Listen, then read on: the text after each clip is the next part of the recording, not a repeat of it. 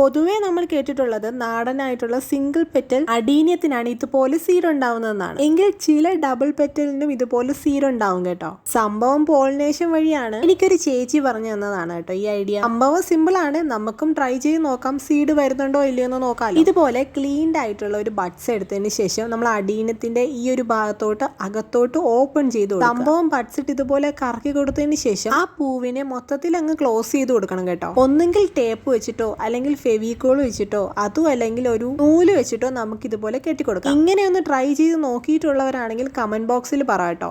അതുമില്ല വേറെ ഏതെങ്കിലും ഐഡിയാസ് ഉണ്ടെങ്കിൽ അതും പറ. ഞാനിവിടെ എടുത്തിരിക്കുന്ന ചെറിയൊരു നൂലാണ്, ഇതുപോലെ ക്ലോസ് ആക്കി കൊടുക്കുന്നുണ്ട് കേട്ടോ ഫ്ലവർ. കുറച്ച് നാൾ കഴിയുമ്പോൾ ഇതുപോലെ സീഡ് വരും എന്നാണ് പറയുന്നത്. അപ്പോൾ നമ്മൾ എന്തായാലും ട്രൈ ചെയ്ത് നോക്കണമല്ലോ. യൂട്യൂബിലൊക്കെ ഞാൻ കണ്ടിട്ടുണ്ട് ഡബിൾ പെറ്റലിലും സീഡ് വന്നിട്ട് ഡബിൾ പെറ്റൽ തന്നെ ഉണ്ടായിട്ടുള്ള ഫ്ലവറൊക്കെ. ഇത് പിന്നെ സിമ്പിൾ ആയതുകൊണ്ട് എന്തായാലും ട്രൈ ചെയ്യുമ്പോൾ നിങ്ങളെ കൂടെ കാണിക്കാമെന്ന് വെച്ചു. ഇന്നൊരു കുട്ടി ഹൈലൈറ്റ് ആണ്. അന്ന് വെച്ച CC പ്ലാന്റ് ഉണ്ടല്ലോ, അത് ഒരു ലീഫായിട്ട് വെച്ചതാണ്. അതിന് നല്ല രീതിയിൽ വളർന്നു വന്നിട്ടുണ്ട്. ബ്ലാക്കും ഉണ്ട് ഗ്രീനും ഉണ്ട്.